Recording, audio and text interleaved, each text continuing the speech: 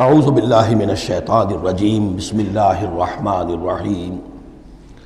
اب اگر تم جاننا چاہو کہ مومن کسے کہتے ہیں تو سن لو، اس کی ڈیفینیشن یہ آ گئی۔ اب یہ میں نے سورہ انفال کے دوران بھی اس کو وضاحت کیا تھا کہ اس کے دو حصے جو اس ڈیفینیشن کے سورہ انفال میں دوسری آیت، دوسری تیسری، اور ادھر آخر سے پہلی آیت جو ہے اس میں ان کو دونوں کو علیحدہ کر دیا گیا۔ یہ ہے گویا کہ comprehensive definition of a Muslim, of a مومن۔ Who is a مومن؟ انما المؤمنون الذين آمنوا باللہ ورسولہ ثم لم يرتابوا۔ مومن تو بس صرف وہ ہے جو ایمان لائے اللہ پر اور اس کے رسول پر، پھر شک میں ہرگز نہیں پڑے۔ لم يرتابوا، پھر وہی جہاد میں لم، ہرگز کوئی شک نہیں پیدا کیا، یعنی یقین بن گیا، ایمان دل کے اندر راسخ ہو گیا۔ جیسے کہ فرمایا صحابہ کرام کے بارے میں، وَلَٰكِنَّ اللَّهَ حَبَّبَ إِلَيْكُمُ الْإِيمَانَ وَزَيَّنَهُ فِي قُلُوبِكُمْ، تمہارے دلوں میں کھما دیا اس نے۔ جب تک ایمان دل میں داخل نہیں ہوا، دل میں راسخ نہیں ہوا، صرف زبان پر ہے آمنت باللہ وملائکتہ وکتبہ ورسلہ، یہ اسلام ہے۔ بنی الاسلام علی خمس، اس میں یقین قلبی شامل نہیں ہے۔ شہادت اللہ الہ الا اللہ وان محمد رسول اللہ، زبان سے گواہی کہ اللہ کے سوا کوئی معبود نہیں اور محمد اللہ کے رسول ہے، وإقام الصلاۃ وإیتاء الزکوٰۃ وصوم رمضان وحج البیت۔ اس لیے کہ ایمان ذرا کسی اور شے کا نام ہے۔ وہ ایمان کیا ہے؟ اس کے دو حصے کر دیے۔ اب یہ اس شہادت سے نیچے یقین قلبی والی بات ایڈ ہو جائے اور ادھر عمل میں جہاد ایڈ ہو جائے تو 7 چیزیں ہوں گی تو اب یہ مومن شمار ہوگا۔ 5 چیزیں تو اسلام وہ تو ہونی ہے۔ مومن جو ہے وہ مسلم تو ہوگا ہی لا محالہ، لیکن اس سے اوپر کی منزل ہے تو 2 چیزیں اور بڑھ جائیں گی۔ وہ کیا ہے؟ انما المؤمنون الذين آمنوا بالله ورسوله ثم لم يرتابوا وجاهدوا باموالهم وانفسهم في سبيل الله، اور جہاد کریں اپنے مالوں کے ساتھ اور اپنی جانوں کے ساتھ اللہ کی راہ میں۔ اولئک هم الصادقون، یہ لوگ ہیں جو سچے ہیں، دعوی ایمان میں سچے ہیں۔ کہنا آسان ہے آمنت باللہ وملائکتہ وکتبہ، لیکن واقعتاً ایمان ہے یا نہیں اس کا جائزہ لے لو۔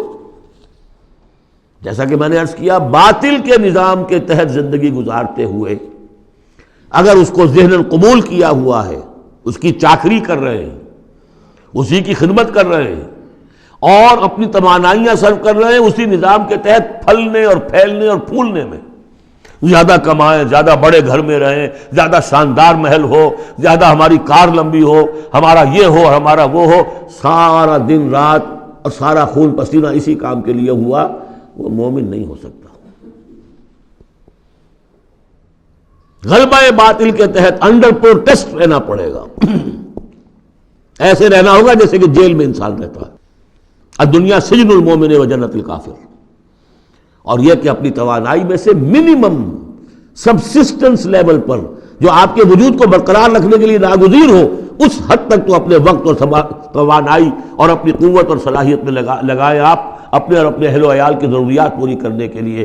باقی سارا وقت، ساری صلاحیت، ساری قوت اللہ کے دین کو غالب کرنے کی جد و جہد، نظام باطل کو جڑ سے اکھیڑ کر پھینک کر اور اللہ کے دین کو قائم کرنے کی جد و جہد۔ اگر یہ نہیں ہے، اگر یہ نہیں تو بابا پھر سب کہانیاں ہیں، پھر یہ اسلام کا دعویٰ ہے۔ اسلام تو ہے، مانے گا تم دنیا میں تم مسلمان عورت سے شادی کر سکتے ہو، مسلمان باپ کی وراثت تمہیں مل جائے گی، قانونی حقوق سارے تمہارے مسلمانوں کے ہوں گے، اسلامی ریاست میں تم مکمل شہری شمار ہو جاؤ گے، لیکن مومن شمار نہیں ہوگے اللہ کے ہاں۔ قالت الاعراب، یہ آیات تو ایسی ہیں کہ یہ یاد کر لیجئے آج کی رات۔ قالت الاعراب آمنا قل لم تؤمنوا ولكن قولوا اسلمنا، معلوم ہوا علیحدہ کر دیا ہے، بالکل واحد مقام ہے یہ قرآن مجید کا جس میں اسلام اور ایمان کو یوں کر دیا علیحدہ، کہ ایک گروہ ایسا بھی تھا جس کے بارے میں کہا گیا ایمان تمہارے دلوں میں تاحال داخل نہیں ہوا۔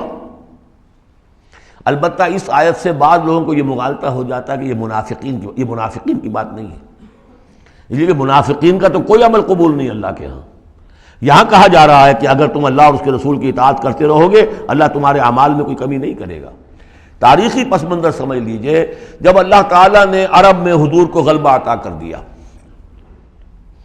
اذا جاء نصر اللہ والفتح ورأیت الناس يدخلون فی دین اللہ افواجا، اب ظاہر بات ہے کہ تمام قبائل کے اندر بیٹھ کر مشورے ہوئے، it's no use continuing resistance, اب تو بہرحال فیصلہ کن فتح محمد کو ہو گئی ہے، اب ہم مقابلہ نہیں کر سکتے، کوئی اور راستہ نہیں، جاؤ اور جا کر وفد بھیجو اور اطاعت قبول کر لو اور اسلام قبول کر لو۔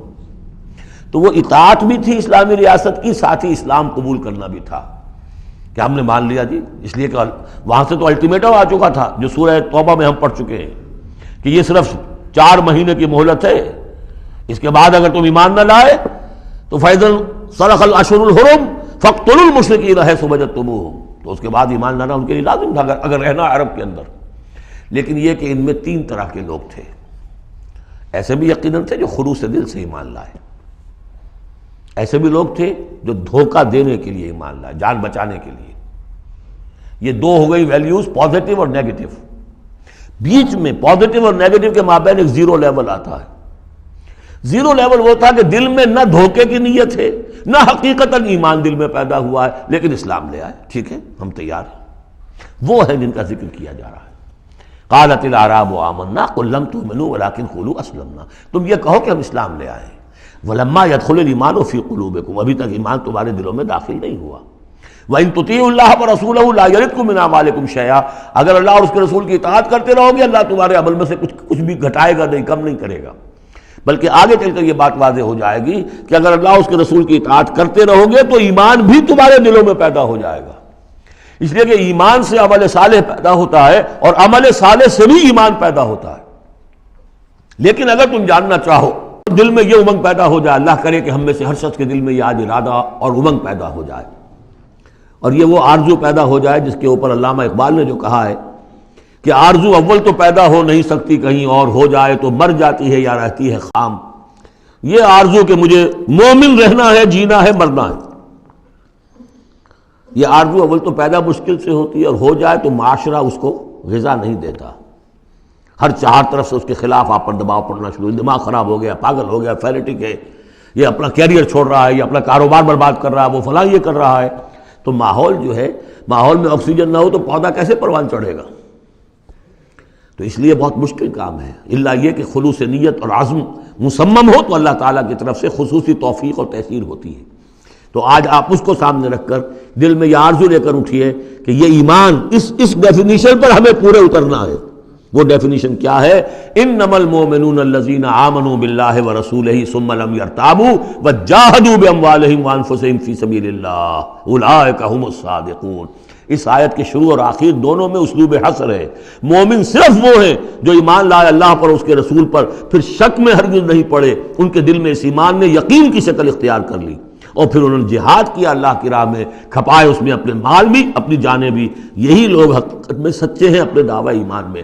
اللہم ربنا اجعلنا منہم، اللہم ربنا اجعلنا منہم، یہی صادقون ہیں جن کے بارے میں سورہ توبہ میں ہم آیت پڑھ کر آئے ہیں، کونوا مع الصادقین، صادقین کے ساتھ ہو جاؤ۔ تلاش کرو کوئی صادقین ہے دنیا میں اس وقت کہ نہیں، اور حضور نے یہ خبر دی ہے لا تزال فی امتی طائفۃ قائمین علی الحق، میری امت میں ہمیشہ ایک گروہ ضرور موجود رہے گا جو حق پر قائم ہوگا۔ تلاش کرو اسے، اور تلاش کر کے کونوا مع الصادقین، ان میں شامل ہو، ان کے ساتھ شامل ہو جاؤ، ان کے دست و بازو بنو۔ ظاہر بات ہے جمعیت کے بغیر، جماعت کے بغیر وہ اقامت دین کیسے ہوگی؟ وہ اظہار دین الحق علی دین کلہ کیسے ہوگا؟ محمد رسول اللہ والذین معہ حزب اللہ بن گئے تھے، تبھی تو دین قائم ہوا نا۔ اور وہ ساری کیفیات جو سورہ حجرات میں آئیں۔